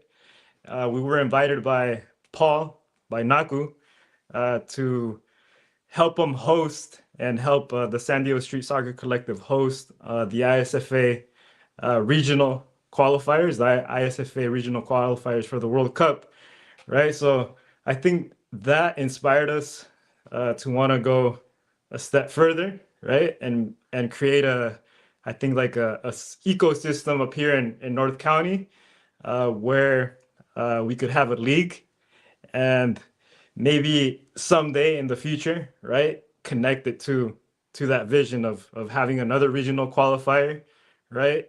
And maybe having a team from Escondido win that tournament and then go to LA and then go to the World Cup.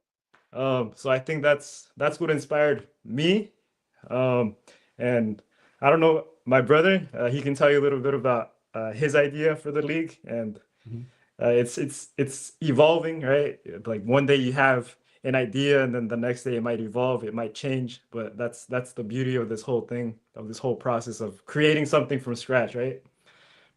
I love that. And yeah, go for it. Good. No, just for those of you who are keeping score at home, the ISFA Street World Cup was actually one of the first things that San Diego FC got themselves involved.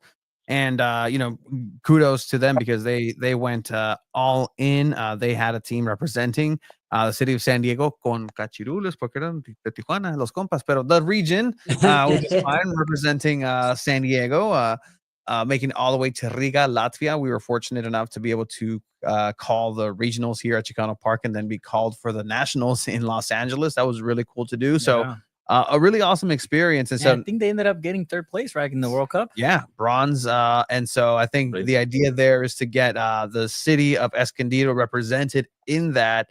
And that's kind of where you come into this, Milton. And is this something that, the goal, I guess, the dream to have Escondido be represented in that World Cup? Well, in San Diego County, North San Diego County too, in general. But yeah, I guess the inspiration has been with starting with the pickups that we've been doing. That's something a little bit more lax, a little bit more fun, enjoyable. But for the people that want to take it a little bit further and want to have a little bit more competition involved, that's why we started to create the leagues, this league setup here. Just being in soccer since even before we were born, I guess you can say, with my dad kind of inspiring us with all this, playing in different leagues here in San Diego. I feel that there was always something missing in leagues. Like there was always something extra that could be given to the players that participate or to the winners or something like that. And I feel that's what's inspiring us to give a little bit more back to those people that participate, not just take and maybe get them excited about winning a trophy, winning maybe a cash prize, winning shirts. I don't know, a lot of the leagues out here, I'm just kind of comparing, and sorry, I'm not trying to bring any of their work down, but I feel like we can do a lot more with what we have in the leagues here in San Diego in general, and specifically here in Escondido. So yeah, like Edwin said, maybe create a pool of players that can be competitive outside of Escondido, outside of San Diego, and elsewhere. So break it Mhm. down for us, right? Like, let's try to get some people involved here right now. If not, Yeah. like, so this is going to be a 5v5 league. It's going to be futsal. How Yes. can people register? I see that you need a 10-player roster. Who do people hit up to register for this league? Yeah, so we have the flyer right there. Check it out. Go to the easiest way is just go to our Instagram page. We have both links there. We have both a team link and we do have free agents. For anybody who is looking for a team, we'll put you on a free agent list. We already have almost 2 teams that we can make from just from the free agent list. We have 3 other teams registered. So we're getting there with what we want. We're thinking hopefully max of 8 teams. We'll be comfortable with 6. We're just trying to get this rolling here. Yeah, no, and again, like this is the part of where it's good to have competition, right? It's good to have something on the line, trophies being rendered here. Like it's really cool to see this start coming about, and taking it back to the people, because that's what soccer has always been about. It's getting the people involved, and especially street soccer, right? Like that's all you really need for street soccer is something that looks like a ball and rolls like a ball. Sometimes doesn't even roll. Like if you have the bottle of Coca-Cola, just put the cap Yeah. on and put a little bit of water if you want to break some shins, and boom, you got a soccer goal. But you go ahead and check out the Google Doc where you can go ahead and get yourself registered here for the team. Has all the rules plus 18, right? We want to make sure everybody's adults and getting everything set up. So this is really cool, guys, to get this involved. And what if the community's out there, what would you need other than people just to come out and really make this happen for you guys? What would we need? Yeah, I mean, hey, Put them on the Maybe spot. yeah, one of the- What I do mean, you guys no, what do no, we no, need? no tengo nada, güey, perdón. Pero, ¿qué decir? No tengo nada. I mean, if you guys want to come fail? to the first game, or even just we invite you. We invite anyone. We invite you guys. I know you guys do great work. You guys did great work at the tournament, right? And that was super cool, right? We're working with other people we know to try to have some surprises there on the first day. Mhm. So, but I think the biggest thing right now we're trying to get the teams right is just getting over that initial, like starting that initial momentum and movement, and then just growing it. Because I think just starting it goes really slow, and it can't be easy to get discouraged, right? Like we only have 1 team. We only have 2 teams. Now there's only like a few players on that list. But I mean we're seeing it grow like through the days and through the weeks, right? But yeah, just what I think what we need then, maybe just getting the word out, right? Getting the word out. I don't know. That's what I can think of right now, right? Nako's asking for sponsorships. Yeah, we actually do have a couple sponsors. Will be part of our vision is making it look really legit, having sponsorship banners along the sideline. Tipo profesional, having local businesses being shouted out there with their banners. So we have that in the works. We have about 8, 9 sponsors that have stepped up and helped us out with that. So we have some people who we have a little bit of momentum going. But we would love to get the word out there a little bit more. I mean, we have Instagram, we have Facebook, but I think if you guys can help, that'd be awesome. I think you gotta give just a little nudge there. Like, there's no ballers like Esco ballers, and challenge all the people that play at like down here, right? Like La Canchita at East Lake Soccer. Like, hit them up and be like, hey, you're all this. Like, come play against Esco ballers. To be honest, that's what SDFC tried to do with the Street Flow tournament, and it's like pin different cities against each other. Like, I think that'd be really cool because there's different cultures too being represented. Like, let me tell you, if you go to the middle and City Heights, a couple of open gyms there, you'll find different play styles, and you'll find there's a large contingency of people with African descendancy who played soccer very differently. No pasan la pelota. Te vuelven a todo, no pasan la pelota. No, 100%. And so like that's actually what futsal needs. Just a bunch of people who are really good with the bottom of their foot. But it'd be really cool to see that. Has SDFC gotten involved? San Diego Wave? Have you guys gotten, rang them up? Before we let you go here. So, yeah. I mean, part of the idea comes from SDFC, right? And working with DK, working with Paul, who isn't. I mean, he doesn't work for the club, but pretty much he's a big part of the club, right? Unofficially. Yeah. He's a but padrino. They He's the godfather Yeah. of street soccer. Yeah. So I think our focus, we want to focus on Escondido, right? And eventually, right, help like hopefully like every city or every region can have their own league and eventually merge it. I mean, it wasn't initially our vision, right? Another person involved is Sebastian, right? Morua. So he had this vision also. I know Naku's involved, and we have this collective of groups, right, that we're involved with ISFA. But we just want to do our own part up here in Escondido, right? Help build that. So that's where we really want to focus on. But there's definitely other people inspiring us and helping us out, and we're in constant communication with them. But yeah, we want to do our own little part up here. Yeah, for those, there might be some surprises there on the first inaugural match. We already have some words from DK, San Diego FC. I don't know if we can confirm that yet, but he's been telling us that there may be some people coming out there for the inaugural match. It'd be awesome to have you guys, if you guys want to maybe narrate one of the games, two of the games. Hey, man, let me tell you, every name that you mentioned, we're absolute pals and friendly with. Like, we are on the positive, so we can see if we can make that work. Love seeing some pals from these Soccerverse here. No, 100%. Let's see if we can make it work. But yeah, that's exciting. Let us know. We can break the news here on San Diego Football. Hey, yeah, I think I know an Esco guy from SDFC. Oh, I think the name sounds familiar, right? Yeah, yeah. The great and powerful Mano Dua. No. But guys, again, check it out. It's going to be Esco Street League on Instagram, on Facebook as well.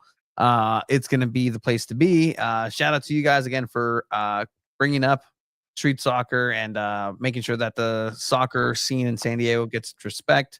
And it's for the people, so don't let anybody forget that. And hopefully this comes together and it's fun for everybody. Anything else, guys?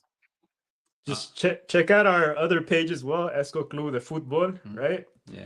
That one's on. If you guys want to come and play on Saturday mornings at 8:15 at Washington Park, that's free. It's open to anyone, right? So that's a little bit more relaxed, right? I think the league's gonna be a bit more competitive, right? That's what we're going for.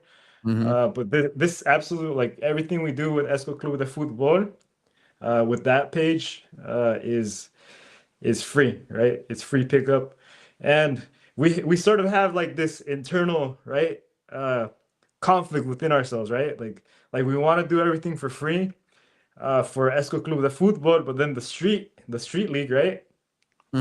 Just trying to build that, renting spaces out, that costs a bit of money, so we have to charge for that. But hopefully, I mean, we get sponsors eventually, and everything, like even that league can be free, right?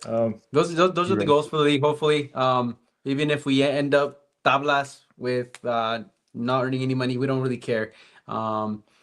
We've been talking about that back and forth. Like, okay, it's cash prize money. You want to do it or not? Like, we're still in the limbo with those things, the trophies, the medals, the t-shirts, special surprises. We got haircuts. I guess one of our sponsors wants to give haircuts for the team.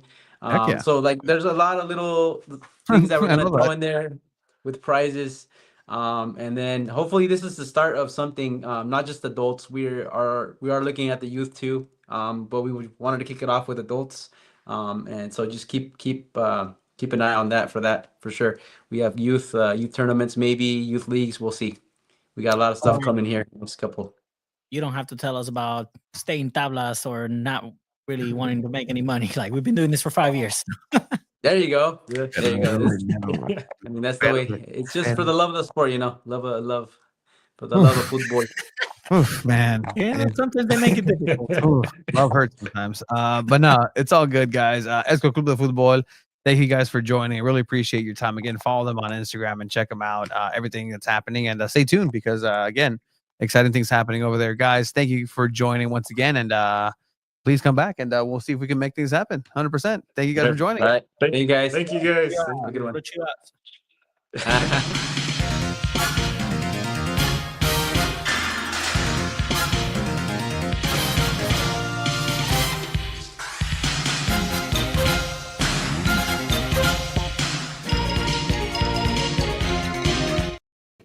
Las estrellas del dragón. Estrellas? Esferas. Esferas. I wanted to show you guys this. This is not anything San Diego soccer related, but I don't know if you guys saw this, and I thought this was very cool. Just seeing this in general. I don't know. What is it? I'm sharing it.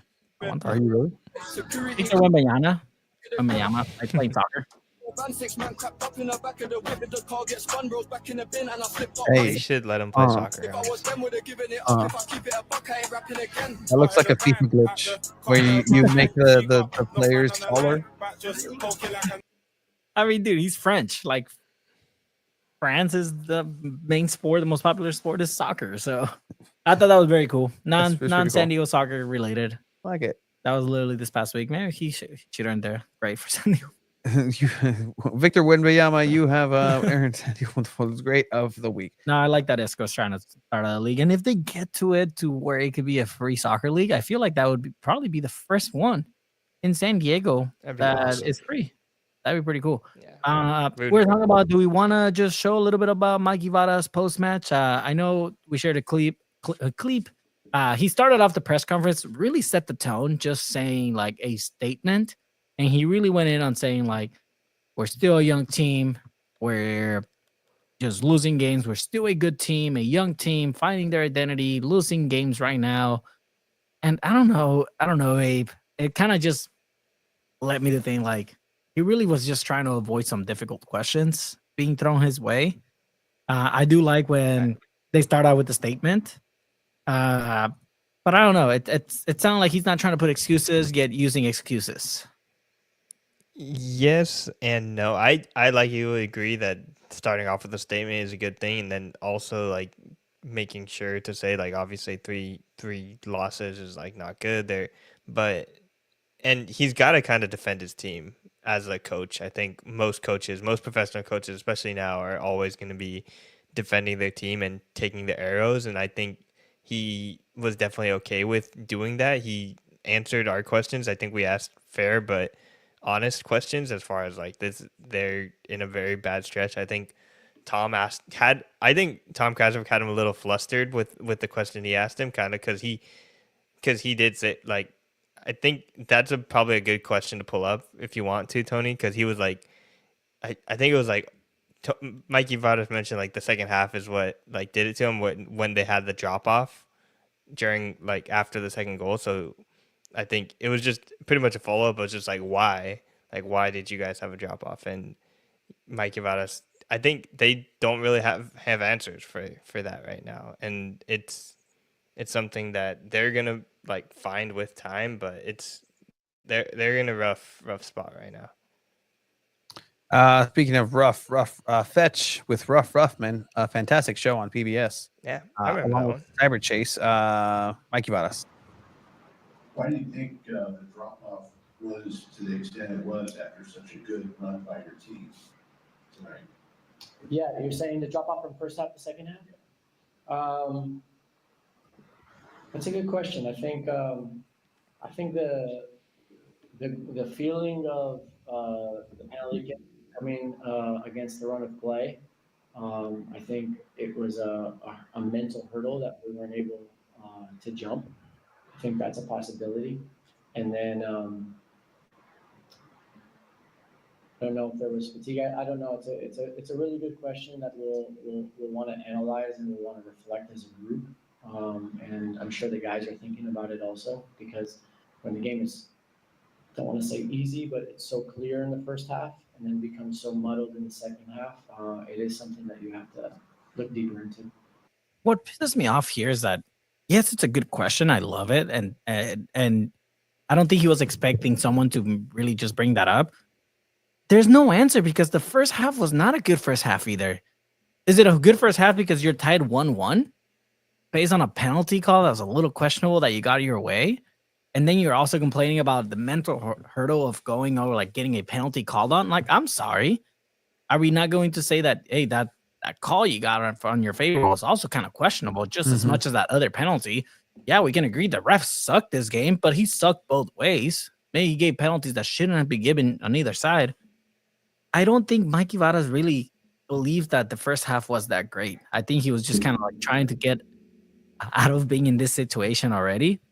Like I agree, Abe. You said earlier that that first half wasn't that great. And I think Mikey Varas knows that. He obviously has to go back, watch film, study what happened, and do all his homework on this one. But I'm confused as to why this is such a difficult question to answer.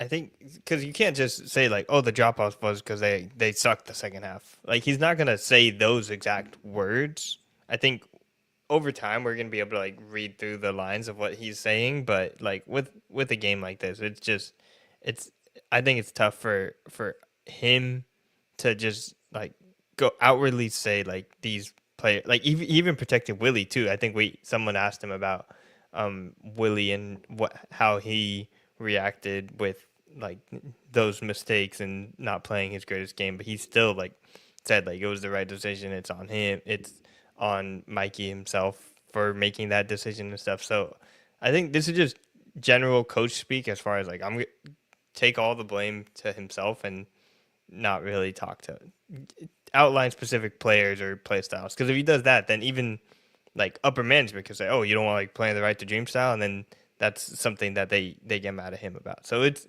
being a coach is all a little bit of just misdirection, especially in these press conferences, I think. I definitely agree. And again, you can catch the full press conference on our website, sandiego.futbol, or on our YouTube channel, sandiego.futbol. We always try our best to post everything right after the game for you guys to be able to watch and enjoy on your way home or once you get home. So thank you, everyone who's been supporting us. We have Esteban saying, in this press conference, I like Bombino's answer. He seemed very mature for his age. Yeah, I mean, they threw the kid out there. Hey. I asked I mean, he came back from injury, and I asked him about, hey, like, how do you feel about your own personal performance coming back from injury? And he said, yeah, I mean, at the end of the day, I want the team to win, and for my own personal, like, he's like, I have a very, very bad memory, so I got to go watch and go back and watch film. So he seemed upset about the loss, though. 100%. I mean, you should be. Yeah. Why wouldn't you be upset? Your team just got smacked 3-1. Yeah. Like, is that something you'd want to see more out of Mikey Varas in these post-game press conferences? Because I think we see this a lot in the players, especially when they like lose or in some of these draws that they've had where they felt like a loss for them. Like you could tell they're like upset. Would you rather see Mikey Varas a little bit more upset in these press conferences? Yeah. I like that he takes ownership, and he definitely acknowledges that any mistakes, it's his fault. But I think I think it's still very early on to be upset at the players, especially because he knows this is a hard style to adapt to and get used to. Who knows? Maybe in the future, Mikey kind of is like, oh man, I don't want to play this style. He just identifies with it and it just keeps it going. So again, very early on, 10 weeks in, but long season ahead for San Diego FC. I love that. I think we'll go ahead and season close this here right before we do have breaking news. Christina Birkenroad, San Diego native, has played Clásico Regiomontano and moved on into the semifinals. So congratulations to right there, Christina Birkenroad. Your San Diego Football great of the week. So with that, thank you guys for joining. It was an absolute pleasure to have everybody here tonight. We're going to have coverage also, coverage from training as well throughout the day. So thank you for joining us. Have a good one.